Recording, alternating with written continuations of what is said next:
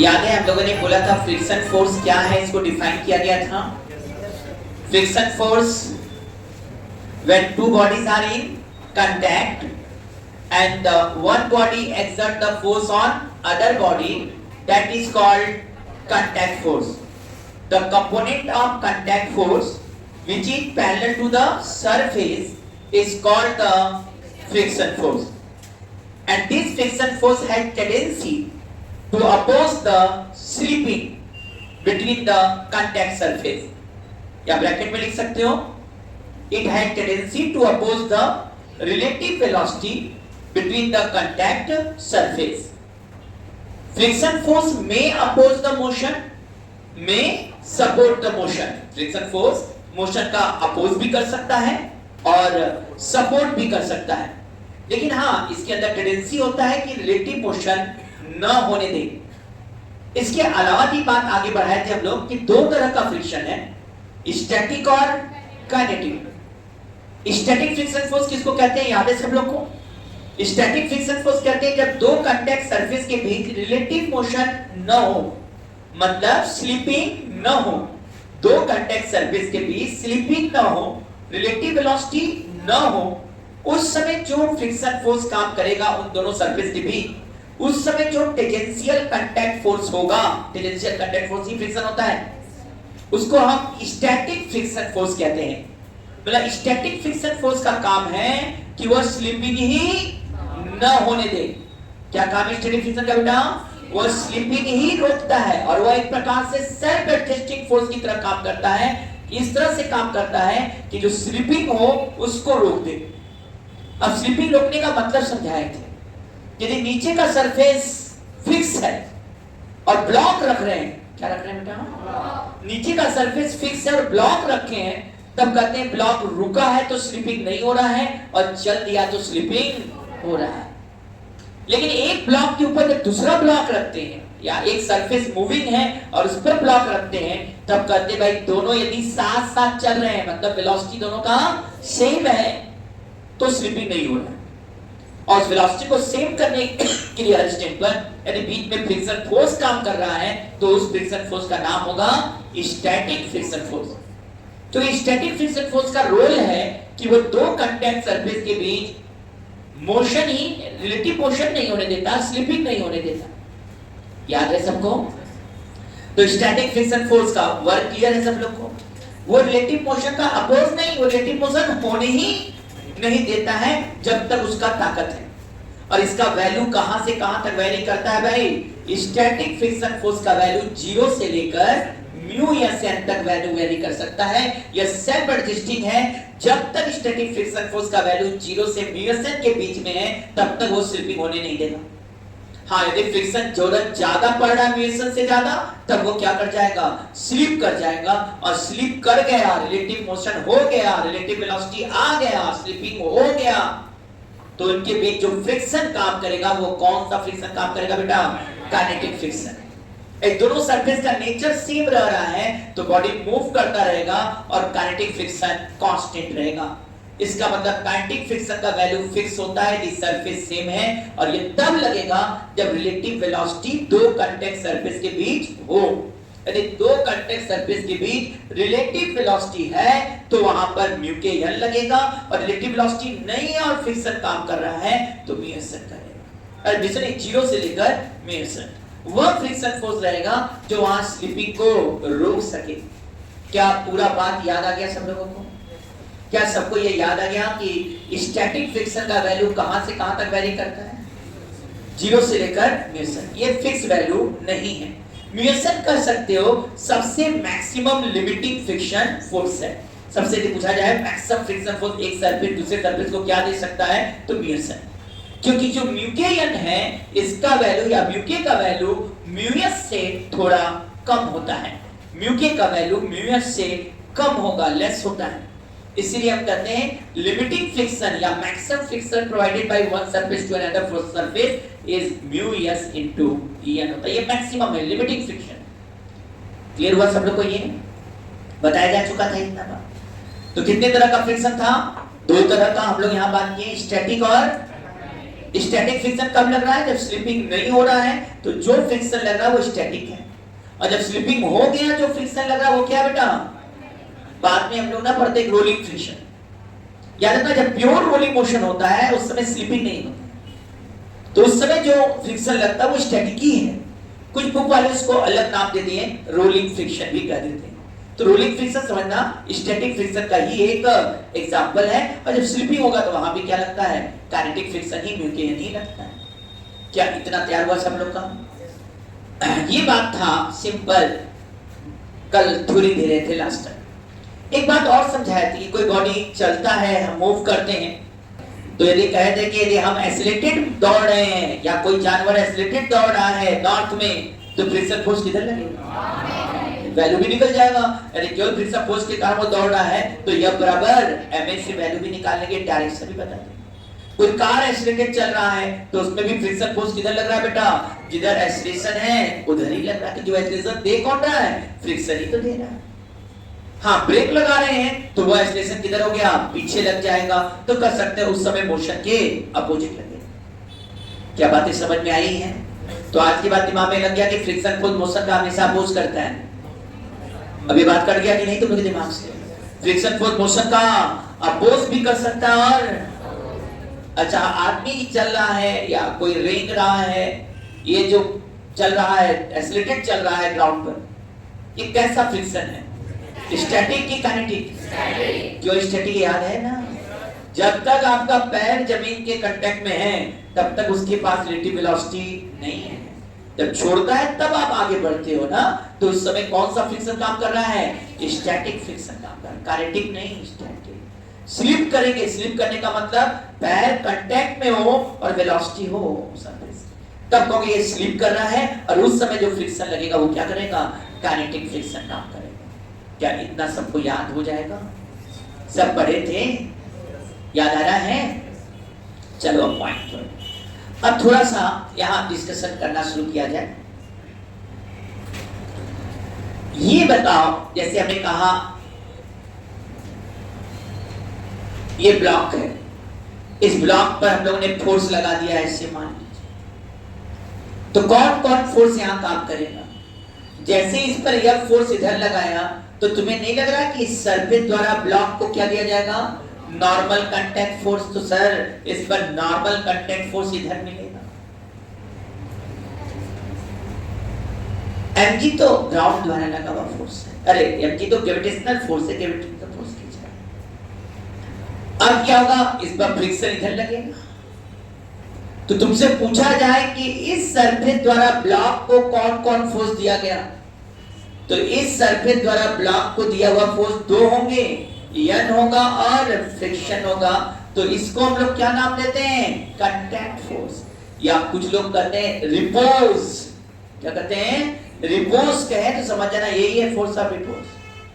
तो रिपोज कहे या कांटेक्ट फोर्स कहे, बात दोनों सेम है। और इस Fc का वैल्यू कितना आएगा? Under root F square plus N square. कोई प्रॉब्लम इसमें भाई? Fc equal to under root F square plus N square आ रहा था कि नहीं तुम लोग का? अब बताओ, जो एंगल होता है ना नॉर्मल कांटेक्ट फोर्स और रिजल्टिंग कांटेक्ट फोर्स के बीच जो एंगल है लैम्डा, उसको हम कहते हैं angle of friction. Normal contact force और रिजल्टिंग कांटेक्ट फोर्स के बीच जो एंगल है उसको कहते हैं एंगल ऑफ फ्रिक्शन। बता सकते हो यहां पर कितना होगा angle of friction? tan lambda से दिखाएंगे बेटा, क्योंकि इन दोनों का रिजल्टेंट है ये Fc। Fc the resultant of n and f। तो tan लैम्डा इक्वल टू हम क्या करेंगे भाई? f by n। मतलब f इक्वल टू हम क्या लिखने जा रहे हैं? n tan lambda. इसी tan लैम्डा को हम क्या देते हैं नाम? म्यू। म्यू माने coefficient of friction. Mu coefficient of friction tan lambda के बराबर है, जहां लैम्डा का वैल्यू जो है वह एंगल ऑफ फ्रिक्शन कहलाता है। लैम्डा क्या कहलाता है? Angle of friction. और ये नॉर्मल कांटेक्ट और रिजल्टेंट कांटेक्ट के बीच का एंगल, या इसको रिपोज कहते हैं। और आप बड़े आराम से कर सकते हैं tan lambda equal to mu. तुम लोगों को बताया था ना कि यदि स्टैटिक है तब तो भाई स्टैटिक फ्रिक्शन फोर्स तो वेरिएबल होता है हमेशा। इसका जो मैक्सिमम म्यू का वैल्यू हो सकता है वो कितना हो सकता है, म्यू एस हो सकता है। तो कई बार पूछते हैं भाई angle of friction, friction angle जो है, एंगल ऑफ फ्रिक्शन जो है उसका मैक्सिमम वैल्यू क्या होगा? सर एंगल ऑफ फ्रिक्शन का maximum value of angle of friction tan inverse mu S होगा। इसका मतलब एंगल ऑफ फ्रिक्शन का value tan inverse mu S से ज्यादा नहीं हो सकता है। ये भी ध्यान देना कि फ्रिक्शन नहीं काम करता तो केवल नॉर्मल कांटेक्ट फोर्स काम करता है उसमें। अब ये समझ में आ गया सर, जो म्यू एस लिखा जा रहा है वो लिमिटिंग वैल्यू है, मैक्सिमम वैल्यू, क्योंकि स्टैटिक फ्रिक्शन फोर्स तो वेरिएबल है। लास्ट टाइम हम समझाए थे स्टैटिक फ्रिक्शन के बारे में कि स्टैटिक फ्रिक्शन फोर्स क्या है, वेरिएबल है। अब ये लिख लिए कि नहीं भाई? तो समझ में आया म्यू बराबर tan लैम्डा, कहां से f बराबर म्यू एन आया दिख गया होगा। इसकी जगह म्यू रख दो तो f बराबर क्या बन गया, म्यू एन। यही तुम लोग रटे नहीं हो। अब कहते हो मैक्सिमम वैल्यू म्यू का क्या होगा, म्यू एस होगा। वही स्टैट लिमिटिंग फ्रिक्शन फोर्स हो जाता है। तो जब लिमिटिंग लिखते हैं तो यहां क्या लिख देते हैं, म्यू एस। और जब स्लिप कर जाता है तो जो फ्रिक्शन काम कर रहा है उसमें यहां पर क्या लिख देते हैं बेटा, उस समय काइनेटिक फ्रिक्शन लगता है तो म्यू के इनटू एन कर देते हैं। तो काइनेटिक फ्रिक्शन म्यू के एन और स्टैटिक फ्रिक्शन या limiting value mu S into N हो जाएगा। यहां इसकी प्रॉपर्टी को समझने के लिए एक और बात कर लिया जाए। जैसे जैसे हम लोग एफ बढ़ाते हैं वैसे वैसे मान लो शुरू में फोर्स 0 है, हम लोग ग्राफ खींचना चाहते हैं फ्रिक्शन फोर्स और एफ के बीच, और नेचर देखना चाहते हैं फ्रिक्शन फोर्स और एफ के बीच।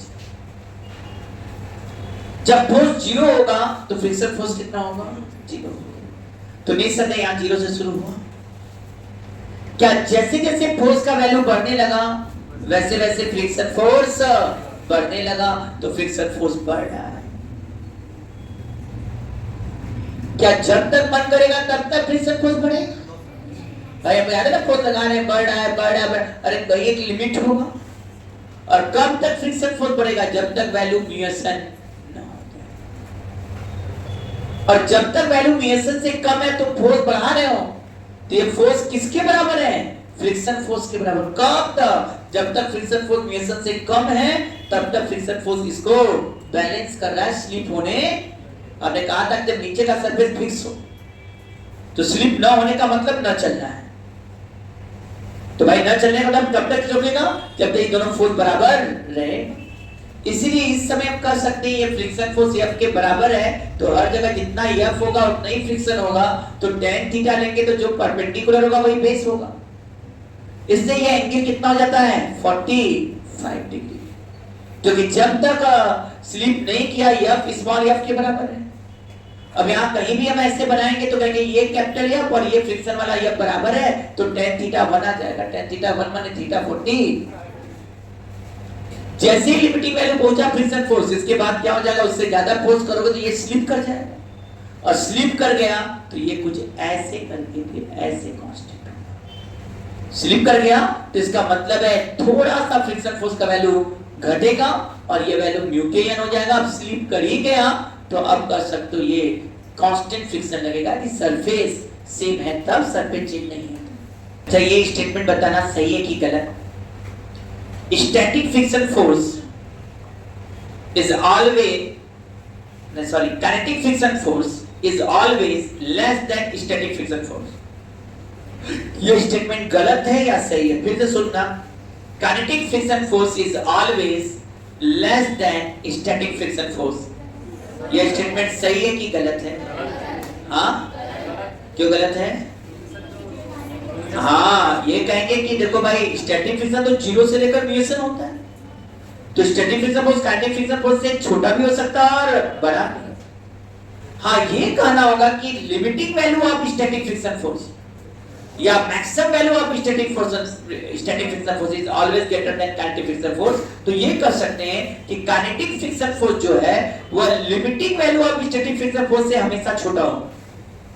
लेकिन यह नहीं कह सकते कि स्टैटिक फ्रिक्शन फोर्स से छोटा हो, कि स्टैटिक फ्रिक्शन 0 भी हो सकता है। तो 0 से लेकर म्यू एस एन तक ये वैरी कर सकता है। क्या इतना बात समझ में आया है सब लोग को? चलो इतना रटे रहोगे सब लोग ना। अब ये बताओ कांटेक्ट फोर्स का मिनिमम वैल्यू क्या होगा? तुम लोग बोले contact force N square plus F square, और फ्रिक्शन फोर्स का मिनिमम वैल्यू 0 हो सकता है। तो कांटेक्ट फोर्स का सबसे मिनिमम वैल्यू जो हो सकता है वो नॉर्मल कांटेक्ट फोर्स N हो सकता है, फ्रिक्शन 0। और यदि कांटेक्ट फोर्स का मैक्सिमम बोले तो कहेंगे फ्रिक्शन का मैक्सिमम वैल्यू रखिए सर। फ्रिक्शन का मैक्सिमम वैल्यू कितना है तुम लोगों को पता है, म्यू एस N का होल स्क्वायर। क्या N बाहर निकालोगे यहाँ, और ये under root 1 plus mu S square आ जाएगा, ये maximum value of contact force. इसलिए हम लिखते हैं कांटेक्ट फोर्स जो है वो N से बड़ा या लगभग बराबर, और ये छोटा किससे होगा, N under root 1 plus mu S square से छोटा कांटेक्ट फोर्स, जिसको फोर्स ऑफ रिपोज फोर्स कहते हैं। चलो एक बात बोलो सब लोग, ये ब्लॉक दिए, इसका मास 5 kg है, म्यू एस 0.5 है और म्यू के 0.4 है। इस पर 5 kg का ब्लॉक है, फिक्स सरफेस पर रखा है, म्यू एस 0.5 है, म्यू को 0.4 है। तो बताओ इस पर फ्रिक्शन फोर्स कितना लग रहा है? इससे फ्रिक्शन फोर्स 0 है, नहीं लगेगा। क्यों नहीं लग रहा है? ये कि म्यू नहीं लगा रहे थे ना, 0 सोचे थे ना, बैठ जाओ। जब फोर्स लगेगा तब ना फ्रिक्शन आएगा, यहाँ फोर्स से नहीं तो फ्रिक्शन कहां से आएगा? तो ऑटोमेटिक यहाँ फ्रिक्शन फोर्स क्या है, 0। चलिए इस समय बताओ सरफेस द्वारा ब्लॉक पर कितना फोर्स दिया गया? How much force exerted by the surface on the block? याद है ना, सरफेस द्वारा ब्लॉक को लगाने वाला फोर्स N और F है। यहाँ फ्रिक्शन 0 हो गया तो हम पूछ क्या रहे हैं, कांटेक्ट फोर्स। अभी लिखे थे contact force under root N square plus F square. यहाँ पर N क्या हो गया, सॉरी F क्या हो गया, 0, तो केवल N ही ना बचा। N का वैल्यू mg है, mg का मतलब 50 न्यूटन है। तो कांटेक्ट फोर्स कितना हो गया भाई, 50 न्यूटन के बराबर।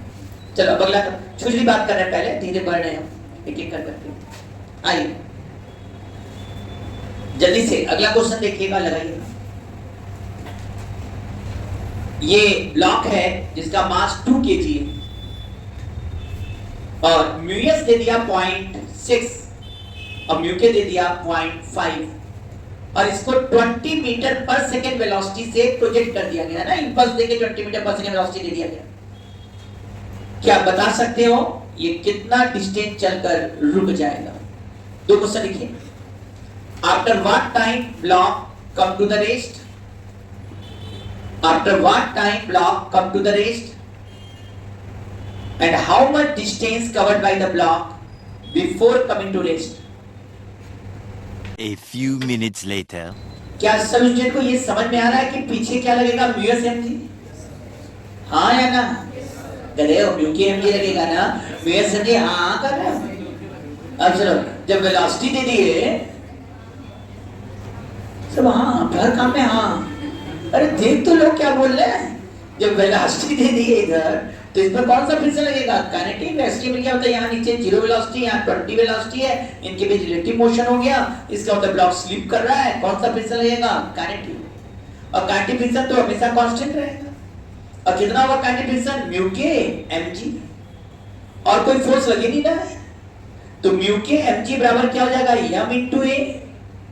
क्या mm कैंसिल हो गया कि नहीं भाई? क्या a बराबर म्यू के g आया कि नहीं, बोलो जल्दी से। तो मास का तो इसमें रोल ही नहीं है। जैसे ही देखा कि भाई म्यू के mg लग रहा है तो म्यू के mg बराबर m होगा, mm कट गया, a बराबर म्यू के into g लगाएंगे।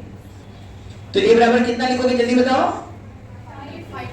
म्यू के g निकल जाएगा ना। इस क्वेश्चन में म्यू के 0.5 और g कितना है 10। क्या एक्सप्रेशन 5 मीटर पर सेकंड स्क्वायर आया? अब बोल रहा भाई ये एक्सप्रेशन क्या है, रिटार्डेशन का काम कर रहा है यहाँ पर सर, ऑटोमेटिक रिटार्डेशन काम कर रहा है। तो कितने समय के बाद ये, तो बड़े आराम से v बराबर u माइनस 80, आदत होगा v जीरो करने के लिए u माइनस 80 करो, t बराबर कितना आ जाएगा, u बाई a। ये तो आदत है, वो पढ़ चुके हैं। और डिस्टेंस पूछेगा तो v स्क्वायर बराबर u स्क्वायर माइनस 2as है सर, v जीरो करेंगे तो s बराबर u स्क्वायर बाई 2a। ये तो हम स्ट्रेट लाइन में इसे ना पढ़े थे, क्यों पढ़े थे, इसी के लिए ना। U आगे मिला, A पीछे, A 5 है, कितना टाइम आ जाएगा 20/5, कितना हो गया 4 सेकेंड।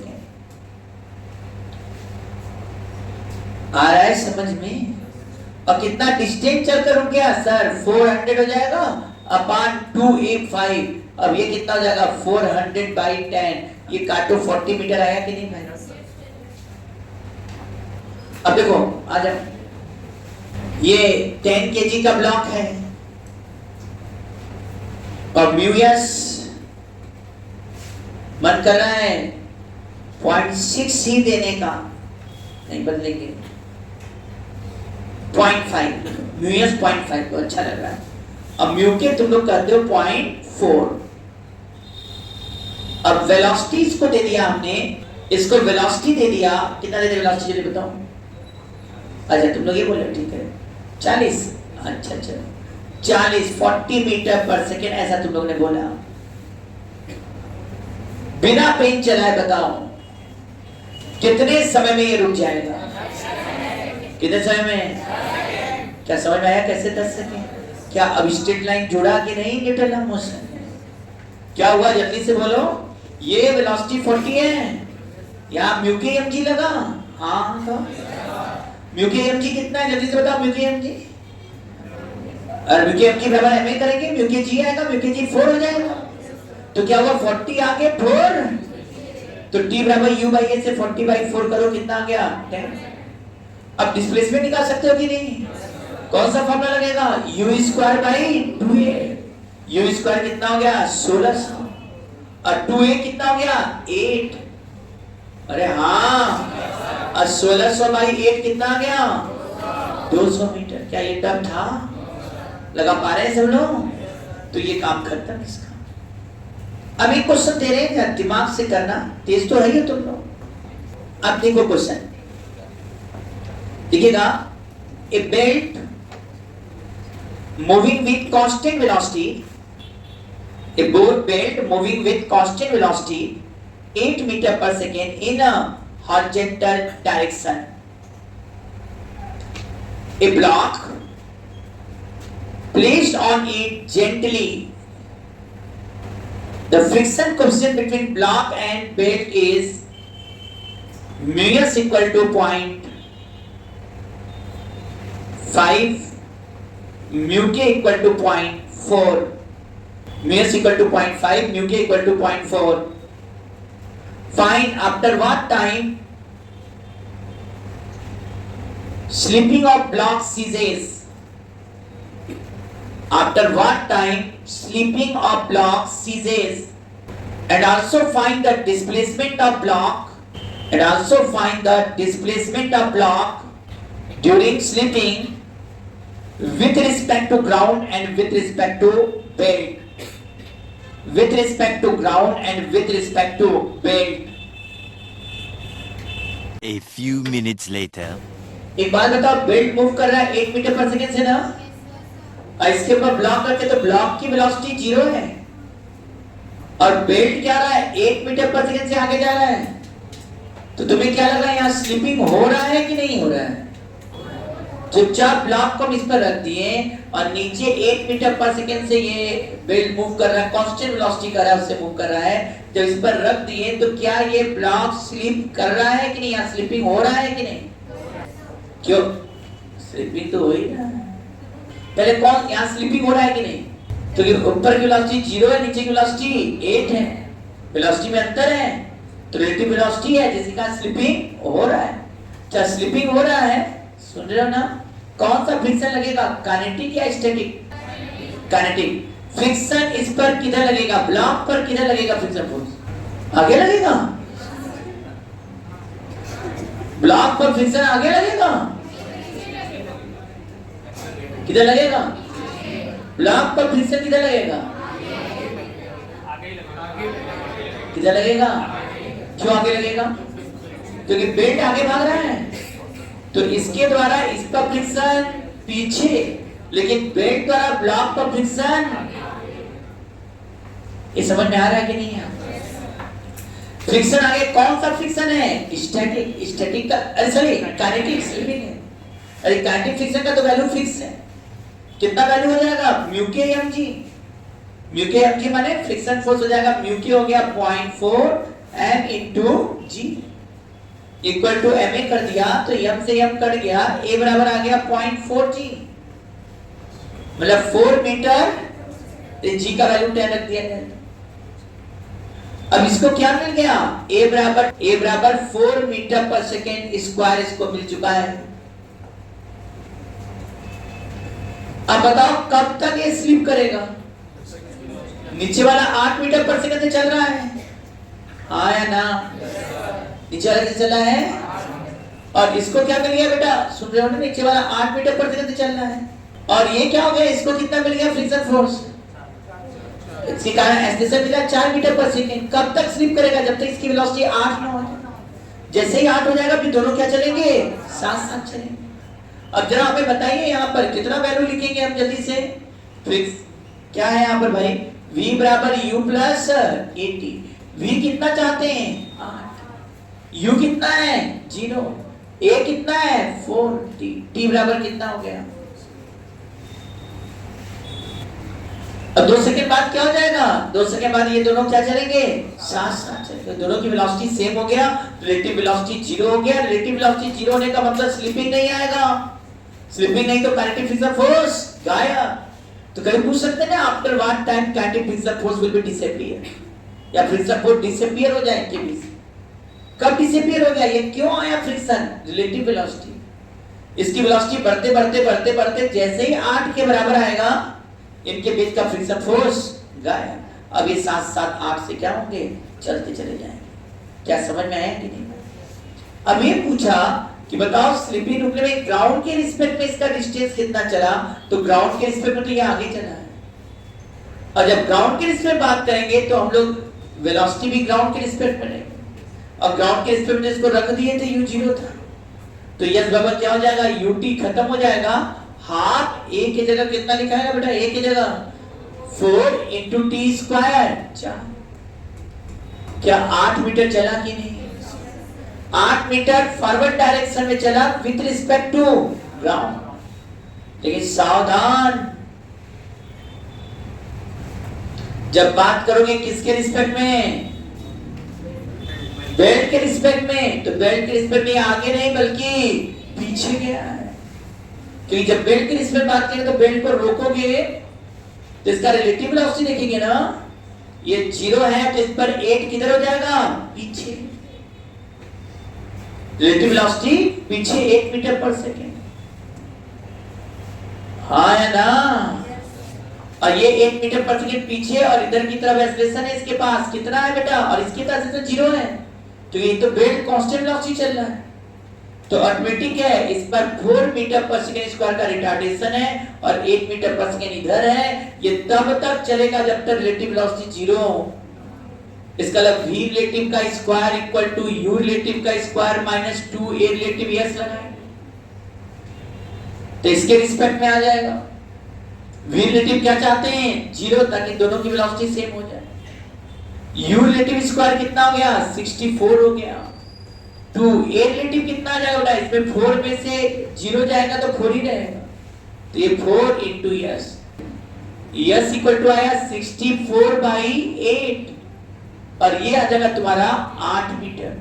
8 मीटर किधर है, ये 8 मीटर पीछे गया है, किसके रिस्पेक्ट में, बेल्ट के रिस्पेक्ट में, मतलब बेल्ट के रिस्पेक्ट में 8 मीटर पीछे, जबकि ग्राउंड के रिस्पेक्ट में ये 8 मीटर आगे हो गया, ग्राउंड के रिस्पेक्ट में ये 8 मीटर आगे, और बेल्ट के रिस्पेक्ट में ये 8 मीटर पीछे गया। आया समझ में क्या किया, अरे u रिलेटिव लेंगे तो ये क्या है 8, ये 0 है और 8 है, तो 0 में से 8 घटाएंगे तो माइनस 8 आ जाएगा, और a रिलेटिव लेंगे तो क्या आ जाएगा, यहाँ पर 4 है इधर 0 है, तो 4 और 0 करेंगे तो क्या आ जाएगा 4 आ गया, तो रिलेटिव वेलोसिटी इधर है और रिलेटिव एक्सेलरेशन इधर है। क्या हुआ कि नहीं यहाँ पर, अच्छा हुआ। अब एक बात बताओ तुम लोग, कोई ब्लॉक को हम सरफेस पर रख दिए,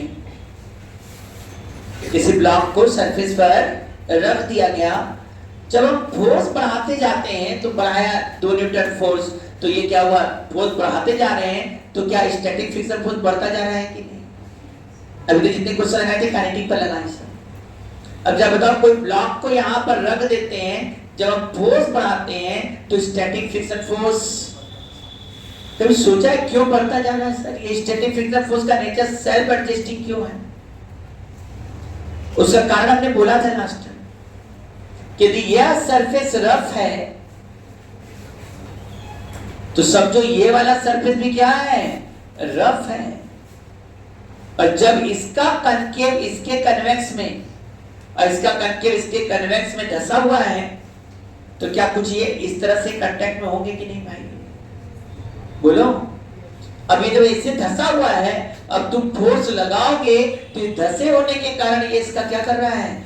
अपोज कर रहा है, स्लिपिंग होने। तुम फोर्स बढ़ाते जा रहे हो, ये रुका, इसमें से निकलेगा तब ना चलेगा। अरे इंटरलॉकिंग टाइप का होंगे इनके तो सरफेस में। इंटरलॉकिंग होने के कारण यह फोर्स, सुन रहे हो क्या बोल रहे हैं? इनके बीच क्या हो गया है? इंटरलॉकिंग। अब तुम फोर्स बढ़ाते जा रहे हो, फ्रिक्शन फोर्स क्या हो रहा है? बढ़ता जा रहा है। फोर्स बढ़ाते जा रहे हो, फ्रिक्शन फोर्स का वैल्यू लगातार बढ़ता जा रहा है। सुन रहे हो कि नहीं भाई? याद है ना? तो ये फ्रिक्शन फोर्स क्यों बढ़ रहा है? क्यों? ये सेल्फ एडजस्टिंग नेचर आ गया उसके अंदर, इसलिए स्टैटिक फ्रिक्शन के अंदर सेल्फ एडजस्टिंग नेचर है। तो ये नीचे का भी सरफेस रफ है, ऊपर का भी रफ है, रख दिया तो इनके बीच क्या हो गया? इंटरलॉकिंग हो गया, जिसके कारण आप कहते हो कि यह वेरिएबल स्टैटिक फ्रिक्शन काम कर रहा है। अच्छा समझो, जब इसमें से निकल जाता है ये, जब आपने इतना फोर्स बढ़ाते बढ़ाते गए, रोकता गया रोकता, आप जितना फोर्स देंगे निकल जाए। जब इसमें से निकल गया तो अब देखो यहाँ पर निकलने के बाद क्या ये जो ऊपरी वाला भाग लड़ता जाएगा कि नहीं? तो तुम्हें नहीं लग रहा निकालने में ज्यादा फोर्स लग रहा है, लेकिन जब चलने लग रहा है तब तो ये तो टक टक टक टक लड़ता हुआ चला गया सरफेस है। तो नहीं समझ रहे हो क्या है? और जैसे ही रुकेगा, जैसे ही रुका फिर बैठ गया, बैठ गया तब निकालना पड़ेगा तो हमेशा फोर्स कंपैरेटिवली ज्यादा देना पड़ेगा। इसीलिए स्टैटिक फ्रिक्शन फोर्स का वैल्यू काइनेटिक फ्रिक्शन फोर्स से क्या है? लिमिटिंग वैल्यू, सॉरी स्टैटिक नहीं, स्टैटिक फ्रिक्शन फोर्स का जो मैक्सिमम वैल्यू है वो काइनेटिक फ्रिक्शन फोर्स से ज्यादा है, क्योंकि जस्ट कब लग रहा है? ये बैठ गया है इस प्रकार से करके कन्वेक्स इंटरलॉकिंग कर लिया, इंटरलॉकिंग कर लिया, आप फोर्स लगा रहे हो तो ये चल नहीं गया, आप फोर्स दिया, निकल गया, निकल के चलने लगा। जैसे ही चलने लगा तो काइनेटिक फ्रिक्शन मतलब कोई लड़ने वाला है ना, निकालने में कुछ ज्यादा फोर्स लग रहा है, और ये चल रहा है तो बस केवल इनका रफनेस लड़ता हुआ चला जा रहा है। इससे यहाँ पर हम कहते हैं कि काइनेटिक फ्रिक्शन फोर्स का वैल्यू जो मैक्सिमम वैल्यू है स्टैटिक फ्रिक्शन फोर्स है उससे थोड़ा कम है। यही समझ में आया क्यों वेरिएबल है? नहीं बोले थे 0 से 20 तक कहां एक वेरी कर रहा है? तो ये क्यों यहाँ पर स्टैटिक कंडीशंस आ रहे हैं? तो सिंपल सा लग रहा है भाई कि भाई ये जो बोला गया कि वेरिएबल है वो वेरिएबल इसलिए है क्योंकि इनके बीच क्या है? इंटरलॉकिंग। अच्छा अब तुम लोग से बोला जाए कि भाई इंटरलॉकिंग से निकल गया, ठीक है, अच्छा इस सरफेस को यदि हम लोग स्मूथ करेंगे तो क्या फ्रिक्शन फोर्स घटता जाएगा कि नहीं? ये कहा जाता है स्मूथ करते जाओ तो फ्रिक्शन फोर्स घटता जा रहा है, लेकिन ओवर स्मूथिंग कर दीजिए, क्या कर दीजिए? ओवर स्मूथिंग कर दीजिए तो फ्रिक्शन फोर्स घटने की जगह क्या होगा बेटा? अचानक बढ़ जाएगा। अब कहोगे ऐसा क्यों हो जाए? जब तक रफ था तो आपने इसको क्या किया? रफ था, आप थोड़ा कम करते गए तो आपको लगा फ्रिक्शन फोर्स कम होता है, स्मूथ हो गया, फ्रिक्शन फोर्स लगभग 0 हो गया। ओवर स्मूथिंग किए, वहां तुम्हें लगेगा अचानक फ्रिक्शन फोर्स का वैल्यू बहुत बढ़ गया, और उसका कारण है जब ओवर स्मूथिंग कर रहे हैं और इनके अंदर का बॉन्ड ब्रेक कर गया तो उसमें इलेक्ट्रॉन आ जाएगा। कौन आ जाएगा? इलेक्ट्रॉन हो जाएगा। बॉन्ड ब्रेक किया तो इलेक्ट्रॉन हो जाएंगे, बहुत से फ्री इलेक्ट्रॉन, और जब दो सरफेस रबिंग करते तो हीट आता है, तो इलेक्ट्रॉन एक में से दूसरे पर ट्रांसफर हो रहे हैं, और जैसे इलेक्ट्रॉन ट्रांसफर होंगे इसमें तो एक पॉजिटिव एक नेगेटिव टाइप का हो जाएगा, और इनके बीच कौन सा फोर्स काम करने लगेगा? इलेक्ट्रोस्टैटिक फोर्स काम करने लगेगा, और ये इसके मोशन का क्या किया? अपोज कर। यही तो फ्रिक्शन है। इसीलिए बोला जाता है कि तुम ध्यान दो, कॉपर का सरफेस लो और कॉपर का सरफेस लो, तो दोनों कॉपर सरफेस एकदम स्मूथ है, लेकिन इसमें फ्रिक्शन फोर्स का वैल्यू ज्यादा हो जाता है। दोनों सरफेस स्मूथ है, लेकिन दोनों सरफेस स्मूथ होने के बाद भी फ्रिक्शन फोर्स का वैल्यू ज्यादा हो जाता है, स्मूथ है दोनों। क्यों ज्यादा हो जाता है? जैसे ही रबिंग होता है वैसे ही इलेक्ट्रॉन का ट्रांसफर होता है, इनके बीच इलेक्ट्रोस्टैटिक फोर्स काम करने लगता है। अच्छा, फ्रिक्शन फोर्स कैसा फोर्स है? इलेक्ट्रोमैग्नेटिक फोर्स में आता है, क्योंकि वास्तव में फ्रिक्शन फोर्स आ क्यों रहा है? कौन फोर्स लगा रहा है उस पर? फोर्स का तो नेचर हम जानते हैं, ग्रेविटेशनल होता है, इलेक्ट्रोमैग्नेटिक होता है, सुने ना, न्यूक्लियर फोर्स होता है, strong nuclear force, weak force, इतने ही फोर्स होते हैं। तो सर ये कौन सा टाइप है फोर्स का? तो फ्रिक्शन और टेंशन दोनों इलेक्ट्रोमैग्नेटिक फोर्स की श्रेणी में आते हैं, क्योंकि ये रबिंग के कारण क्या क्यों आता है? रबिंग जब होता है तो चार्ज का ट्रांसफर हो गया, और जिसके कारण इनके बीच क्या हुआ? इलेक्ट्रोस्टैटिक। या ऐसे भी सोचो, इसमें भी तो इलेक्ट्रॉन है, इसमें भी तो इलेक्ट्रॉन और आयन है, दोनों है, तो एक दूसरे फोर्स लगा रहे हैं। आप जितना का बात करोगे कि स्मूथ है सर, देखो ना, ओवर स्मूथिंग होता है कॉपर सरफेस के बीच, और उनके बीच फ्रिक्शन फोर्स सबसे ज्यादा हो जाता है। बल्कि अन्य जगह तुम देखते रहे म्यू का वैल्यू 1 से कम है, देखते ना, 0.4, 0.2, 0.3 दिया, क्या हमेशा म्यू का वैल्यू 1 से कम होता है? नहीं, कॉपर के बीच म्यू का वैल्यू 1 से ज्यादा है। याद रखिएगा, म्यू का वैल्यू हमेशा 1 से कम नहीं होता, कई केसेस में म्यू का वैल्यू 1 से ज्यादा हो जाता है, खास तौर से जहां ओवर स्मूथिंग हुआ है। तो पूछा जाए क्या हमेशा म्यू का वैल्यू 1 से कम होता है? आंसर है नहीं, कई केस में म्यू का वैल्यू 1 से ज्यादा। सबसे अच्छा एग्जांपल तो कॉपर।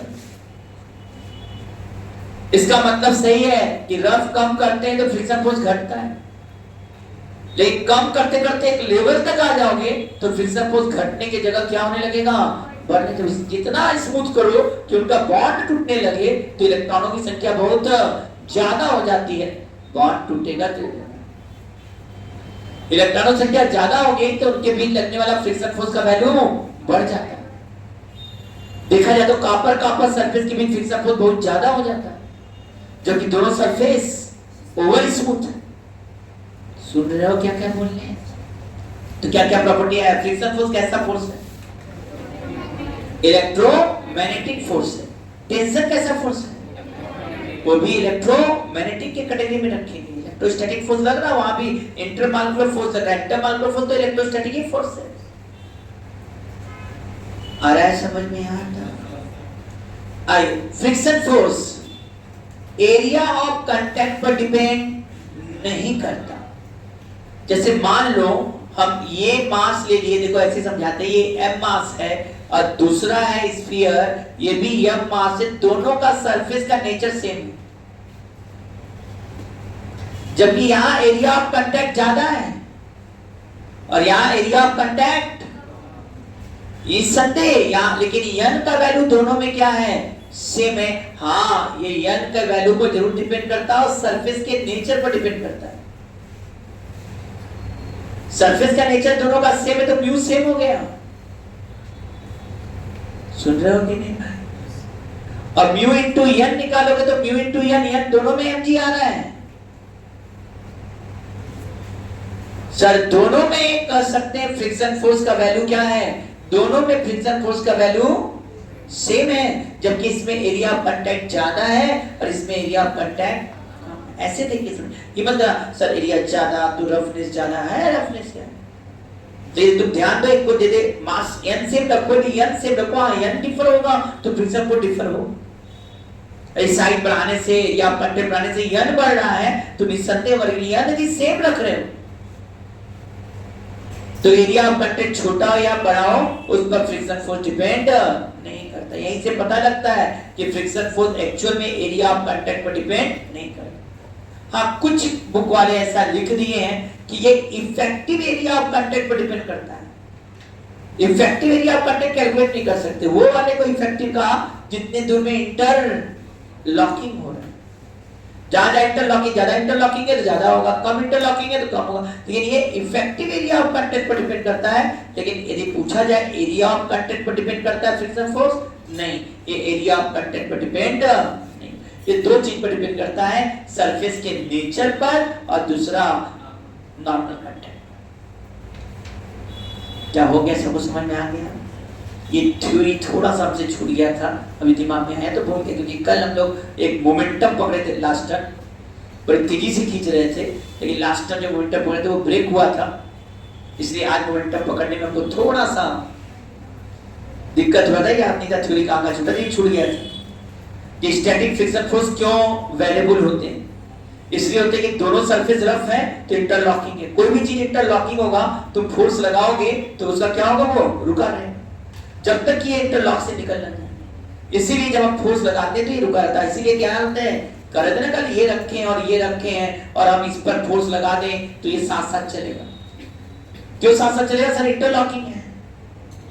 इंटरलॉकिंग है तो ये जब चलेगा तो इसको भी धक्का देकर चलाएगा, या नीचे पर फोर्स लगाएंगे तो भी कम फोर्स लगाओगे तो इसको दोगे तो ये साथ साथ चलने का प्रयास करेगा, क्योंकि जैसे ही ये चलेगा ये इंटरलॉकिंग जो है वो इन पर फोर्स लगा रहा है, इसीलिए साथ साथ चलना शुरू कर देता है जब हम फोर्स लगाते हैं। इंटरलॉकिंग समझ में आ रहा है क्या बोल रहे हैं? और आप इसीलिए करते भाई, हाँ जब ये करते, जब इसके बाहर निकलता है तब फिर ये जो फ्रिक्शन फोर्स काम करता है वो काइनेटिक हो जाता है।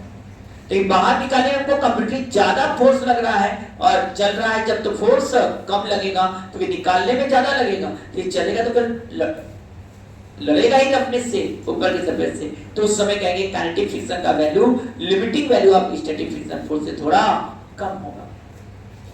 क्या सरफेस को स्मूथ किया जाए तो क्या होगा? हाँ सही बात है, पहले रफ ज्यादा है, थोड़ा स्मूथ करते जाओगे तो फ्रिक्शन फोर्स घटेगा, लेकिन ओवर स्मूथिंग करेंगे तो फ्रिक्शन फोर्स घटेगा नहीं, बल्कि कौन सा एग्जांपल है जहां बहुत ओवर स्मूथिंग सरफेस है और फ्रिक्शन कम है, बल्कि कई जगह ऐसे जगह म्यू का वैल्यू 1 से ज्यादा भी आ जाता है।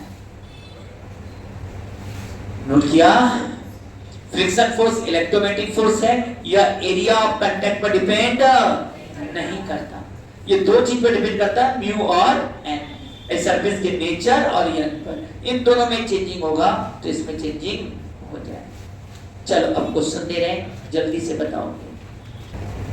ये 10 kg का ब्लॉक है, म्यू 0.6 है, म्यू के 0.5 है,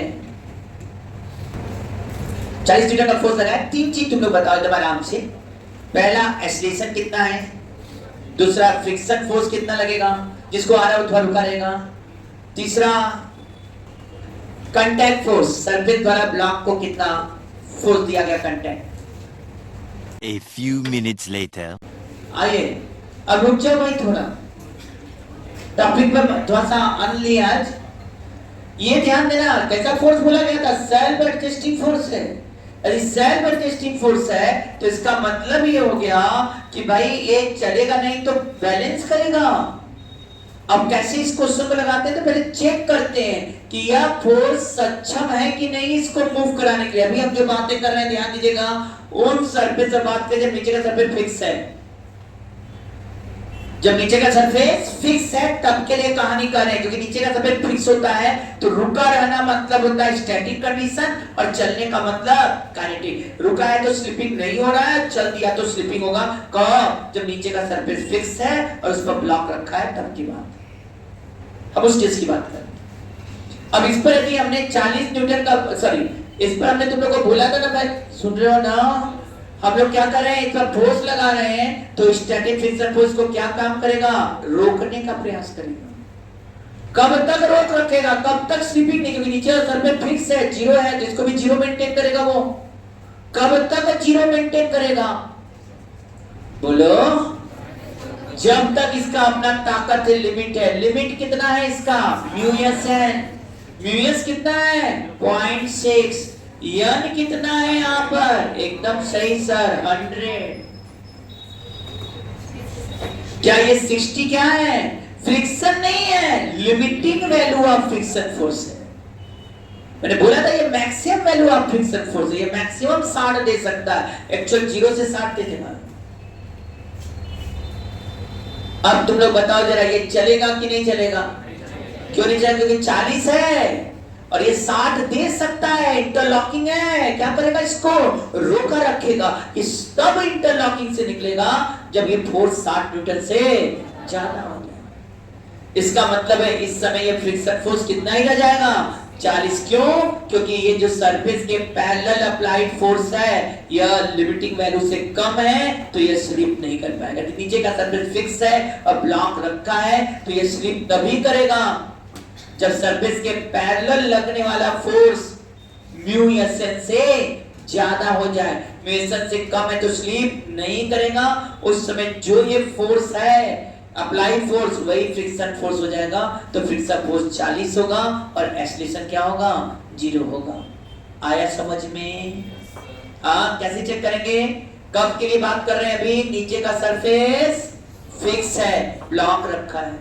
first you should to take the force parallel to the surface and check that this force is greater than limiting value or less than limiting value.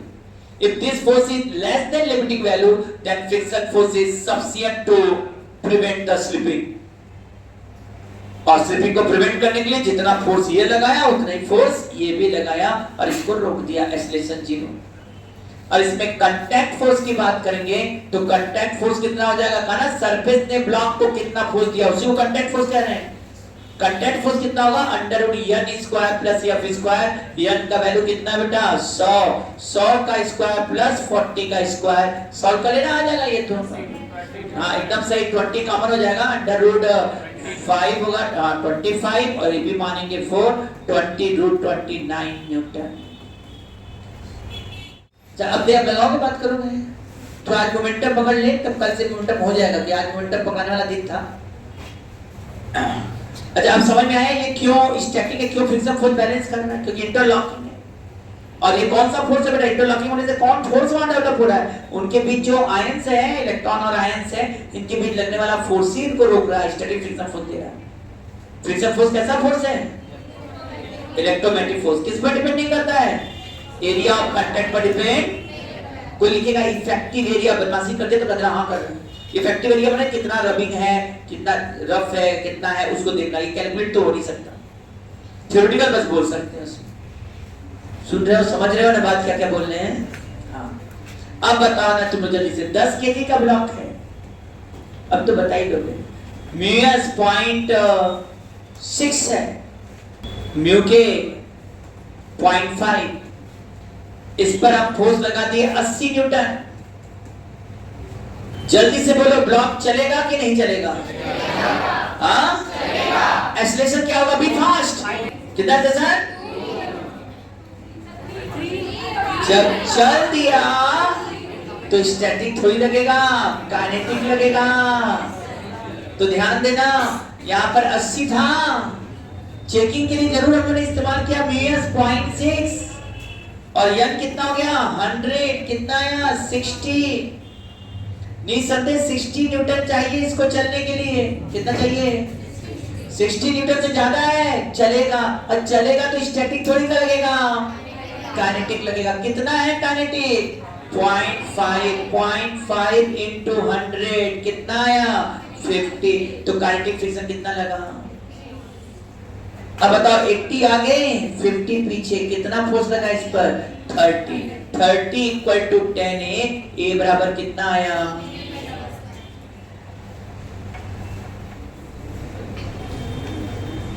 ये 20 केजी ब्लॉक है, mu s 0.6 दे देते हैं, mu के 0.5 और इस पर फोर्स लगा दिए तुम लोग के कहने पर। कितना? 80 न्यूटन का लगाने का मन कर रहा है। ये बताओ ये ब्लॉक चलेगा कि नहीं चलेगा? हाँ क्यों नहीं चलेगा? सरफेस के पैरेलल लगने वाला फोर्स कितना है? या limiting value of friction force कितना है? कितना? 120। क्या ब्लॉक मूव करेगा? या फ्रिक्शन फोर्स कितना होगा? कितना होगा? एकदम सही, फ्रिक्शन फोर्स 80। एक्सेलरेशन सरफेस द्वारा ब्लॉक को कितना फोर्स दिया गया? सरफेस द्वारा ब्लॉक को कितना फोर्स दिया गया? अंडर रूट 200 का स्क्वायर प्लस 80 का स्क्वायर। सही है ना? चलो अगला क्वेश्चन जल्दी से। ये 30 केजी का ब्लॉक, म्यू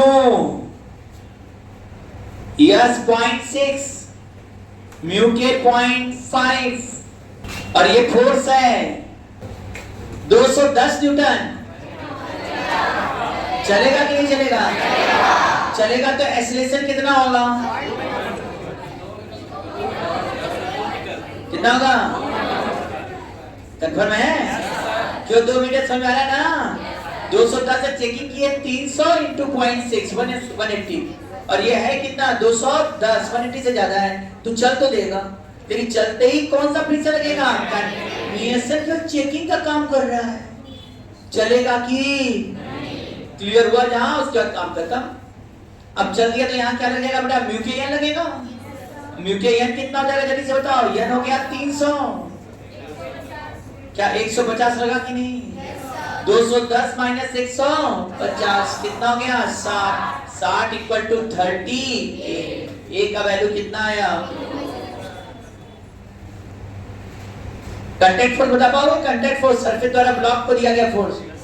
अच्छा सरफेस द्वारा ब्लॉक को नहीं पूछेंगे, ब्लॉक द्वारा सरफेस को कितना फोर्स देगा उतना ही देंगे बट डायरेक्शन में अंतर होगा।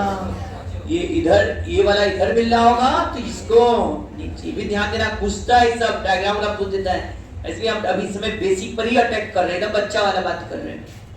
ठीक तो कांटेक्ट फोर्स निकल जाएगा ना सब लोग से? कितना हो गया? अंडर रूट 150 का स्क्वायर प्लस 300 का स्क्वायर तो यह आ जाएगा 150 रूट आया है